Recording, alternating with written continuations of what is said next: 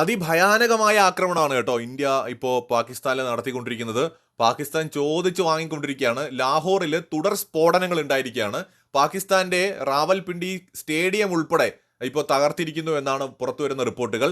റാവൽപിണ്ടി സ്റ്റേഡിയത്തിന് നേരെ ഡ്രോൺ ആക്രമണം ഉണ്ടായി എന്നാണ് പാകിസ്ഥാൻ മാധ്യമങ്ങൾ റിപ്പോർട്ട് ചെയ്യുന്നത്. ഇതിനു പുറമെ ഈ വോൾട്ടൺ എയർബേസിൽ, പാകിസ്ഥാനിലെ ലാഹോറിലുള്ള വോൾട്ടൺ എയർബേസിൽ തുടർ ആക്രമണങ്ങൾ നടക്കുന്നു എന്നും റിപ്പോർട്ടുകളുണ്ട്. റാവൽപിണ്ടി സ്റ്റേഡിയത്തിന് സമീപത്തെ ഒരു കിച്ചൺ കോംപ്ലക്സ് പൂർണ്ണമായിട്ടും തകർത്തിട്ടിരിക്കുകയാണ്. സ്റ്റേഡിയത്തിന് നേരെ ആക്രമണം ഉണ്ടായതിനെ തുടർന്ന് PSL ക്രിക്കറ്റ് മത്സരം കറാച്ചിയിലേക്ക് മാറ്റിയെന്നും ഇപ്പോൾ പാകിസ്ഥാൻ മാധ്യമങ്ങൾ റിപ്പോർട്ട് ചെയ്യുന്നുണ്ട്. എന്ന് വെച്ചാൽ കഴിഞ്ഞ ദിവസം ഇന്ത്യയുടെ 15ഓളം മിലിറ്ററി കേന്ദ്രങ്ങൾ ലക്ഷ്യമിട്ടുകൊണ്ടാണ് പാകിസ്ഥാൻ മിസൈലുകൾ വന്നത്. അവയെല്ലാം തന്നെ ഇന്ത്യയുടെ വ്യോമ പ്രതിരോധ സംവിധാനങ്ങൾ തകർത്തിട്ടു.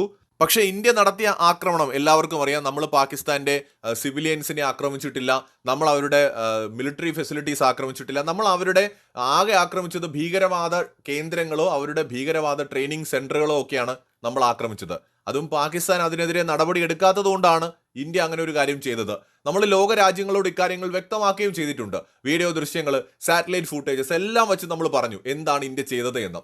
എന്നാൽ പാകിസ്ഥാൻ ഇന്നലെ തന്നെ അമൃത്സറിലേക്കും അതുപോലെ ഇന്ത്യയുടെ മറ്റു പല അതിർത്തിയിൽ വരുന്ന മിലിറ്ററി ഫെസിലിറ്റീസിലേക്കും ഒക്കെയാണ് അവർ മിസൈൽ തൊടുത്തത്.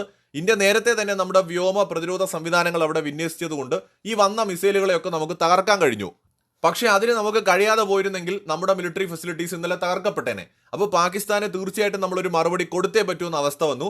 അതിനു പുറമെ LOCയിൽ പാകിസ്ഥാൻ നടത്തുന്ന ആക്രമണങ്ങൾ വളരെ ശക്തമായിട്ടായിരുന്നു ഉണ്ടായിരുന്നത്, ഷെല്ലാക്രമണങ്ങൾ. സോ ഇതിനെല്ലാം ചേർത്തുകൊണ്ട് ഇന്ത്യ ലാഹോർ തരിപ്പണമാക്കിക്കൊണ്ടിരിക്കുകയാണ്. റാവൽപിണ്ടി ക്രിക്കറ്റ് സ്റ്റേഡിയം അടക്കം ഇന്ത്യൻ ആക്രമണത്തിൽ തകർന്നിരിക്കുന്നു എന്നുള്ളതാണ് ഏറ്റവും എടുത്തു പറയേണ്ട കാര്യം.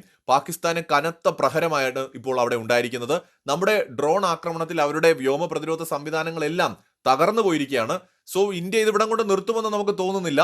ശക്തമായ യുദ്ധം ഇനിയും തുടരാനുള്ള സാധ്യതയാണ് ഈ ഘട്ടത്തിൽ കാണുന്നത്.